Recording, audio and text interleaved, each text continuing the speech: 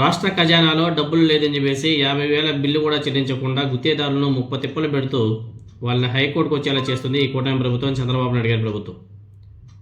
కానీ సీనియర్ న్యాయవాది సిద్ధార్థ్ లూత్రా ఆయనకు మాత్రం కోట్లాది రూపాయల ప్రజాధనాన్ని ఫీజుల రూపంలో దోచిపెడుతుంది.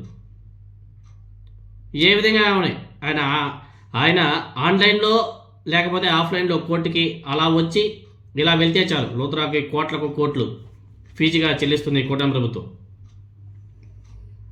ఆయన వాదనతో ఎటువంటి సంబంధం లేదు. సంబంధం లేకుండానే కోర్టుకు హాజరైతే చాలు కోట్ల కొద్ది ప్రజాధనాన్ని ఆయన ఖాతాలో ఫీజుల రూపంలో జమ చేస్తుంది కూటమి ప్రభుత్వం. ఇలా ఇప్పటికే లూత్రాకు 8.62 కోట్లు చెల్లించింది. తాజాగా ఆయనకు మరో 10.54 కోట్లు చెల్లించింది. అంటే 10,54,00,000 చెల్లించింది. ఈ సిద్ధార్థ్ లూత్రా ఏం కేసులు వాదించాడా నాయన అంటే అన్నీ కూడా రాజకీయ కక్ష సాధింపు కేసులే. ఈ కూటమి ప్రభుత్వం రాజకీయ కక్ష సాధింపులో భాగంగా పెట్టినటువంటి కేసులకు చంద్రబాబు నాయుడు గారి ప్రభుత్వం ఇలా కోట్ల రూపాయల ప్రజాధనాన్ని ఖర్చు పెడుతుండడం మీద రాష్ట్ర వ్యాప్తంగా విమర్శలు వస్తున్నప్పటికీ కూడా చంద్రబాబు నాయుడు గారు తన ఆస్థాన న్యాయవాది లూత్రాకి ఫీజుల చెల్లింపులో మాత్రం ఎక్కడా కానీ వెనక్కి తగ్గడం లేదు. కోట్లాది రూపాయలు ప్రజల సొమ్ముని అలవోకగా అలా పంచిపెట్టేస్తున్నాడు. ఒకరోజు వాదనలకు 10 లక్షలు. ఒక మద్యం కేసు, అక్రమ మద్యం కేసులో సిఐడి సిట్ తరపున మన సిద్ధార్థ్ లూత్రా హైకోర్టులో వాదనలు వినిపిస్తున్నాడు.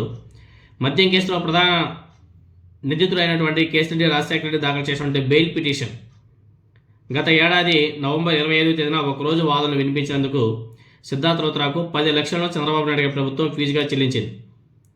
అలాగే రిట్ పిటిషన్లు నవంబర్ 26, 27 తేదీల్లో వాదనలు వినిపించినందుకు రోజుకు 10 లక్షల చొప్పున 20 లక్షలు చెల్లించింది కూటమి ప్రభుత్వం. చూడండి, ఒక్క రోజుకి 10 లక్షలు, 20 లక్షలు, కోట్లాది రూపాయలని జమ చేస్తుంది మన సిద్ధార్థ్ లూత్రా గారికి. ఇలా చెప్పుకుంటూ పోతే చాలా ఉన్నాయి. అదేదో ఒక ఉద్యోగి పదవీ విరమణ ప్రయోజనాలకు సంబంధించినటువంటి కేసు అంట. ఈ కేసుతో సిఐడికి ఎటువంటి సంబంధం లేదు. అయినా కూడా రాష్ట్ర ప్రభుత్వం సిద్ధార్థ్ లూత్రా ద్వారా వాదన వినిపించి ఆయనకి 20 లక్షలు చెల్లించింది. మద్యం కేసులో నిందితుడు అవినాష్ రెడ్డి ఆయన దాఖలు చేసినటువంటి ముందస్తు బెయిల్ పిటిషన్ సిఐడి తరఫున వాదనలో డిసెంబర్ 2వ తేదీన హాజరైనందుకు 20 లక్షల రూపాయలు చెల్లించింది కూటమి ప్రభుత్వం సిద్ధార్థ్ లూత్రా గారికి. ఇలా విచ్చలవిడిగా ప్రజల సొమ్ముని అలవోకగా తన ఆస్థాన న్యాయవాదికి కుమ్మరిస్తుంది కూటమి ప్రభుత్వం. దానికి సంబంధించి మొత్తం ఖర్చులు ఆయనకి 70 లక్షలు. దానికి మళ్ళీ ఏదో క్లర్కేజీ ప్రైజ్ అంట, 10% అంటే అది 70 లక్షలకి మళ్ళీ 7 లక్షలు కలిపి మొత్తం 77 లక్షలకు 77 లక్షలని లూత్రా గారికి అడ్డగోలుగా దారబోసింది. దానికి సంబంధించి ప్రభుత్వం జీవో కూడా రిలీజ్ చేసింది. జీవో నెంబర్ మీరందరూ కూడా చెక్ చేసుకోవచ్చు. జీవో నెంబర్ RT-102 జారీ చేసింది. ఆ జీవోలు కూడా సోషల్ మీడియాలో బాగానే విస్తృతంగా వైరల్ అవుతున్నాయి, మీరందరూ కూడా చూసుకోవచ్చు. ఇంకా తర్వాత మద్యం కేసులో నిందితుడిగా ఉన్నటువంటి చెవిరెడ్డి మోహిత్ రెడ్డి ఆయన దాఖలు చేసినటువంటి ముందస్తు బెయిల్ పిటిషన్ సెప్టెంబర్ 19వ తేదీన సిఐడి తరఫున మన సిద్ధార్థ్ లూత్రా గారు హాజరైనందుకు చంద్రబాబు నాయుడు గారి ప్రభుత్వం ఆయనకు 10 లక్షలు మళ్ళీ చెల్లించింది. ఇదే కేసులో మాజీ ఐఏఎస్ ఆఫీసర్ ధనంజయ రెడ్డికి ఏసీబీ కోర్టు ముందస్తు బెయిల్ ఇస్తే ఆ బెయిల్ క్యాన్సిల్ చేయమని చెప్పేసి వీళ్ళు పిటిషన్ దాఖలు చేస్తే అది సెప్టెంబర్ 23వ తేదీన ఏమో మన సిద్ధార్థ్ లూత్రా గారు హాజరైనందుకు 10 లక్షలు. అంటే ఒకసారి హాజరైతే ఆయనకి ఇవ్వాల్సినటువంటి డబ్బులు మినిమం 10 లక్షలు. ఇలా మొత్తం కలుపుకుంటే మొత్తం 3 జీవోలు ఏమో ఇచ్చినట్టుగా వారు, మొత్తం 3 జీవోలు. ఇలా మొత్తం కలుపుకుంటే ఆయనకు 1,10,00,000 రూపాయలు గత 2-3 నెలలకి కూటమి ప్రభుత్వం చెల్లించింది. ఇంకొక జీవో నెంబర్ 104 అనుకుంటా, అది కూడా మీరు చెక్ చేసుకోవచ్చు.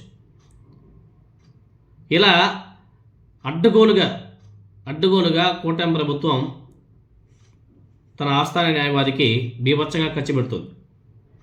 తర్వాత ఇంకో జీవో కూడా ఏదో ఒకటి ఉంది, జీవో నెంబర్ 103, అది కూడా మొత్తం 3 జీవోలు.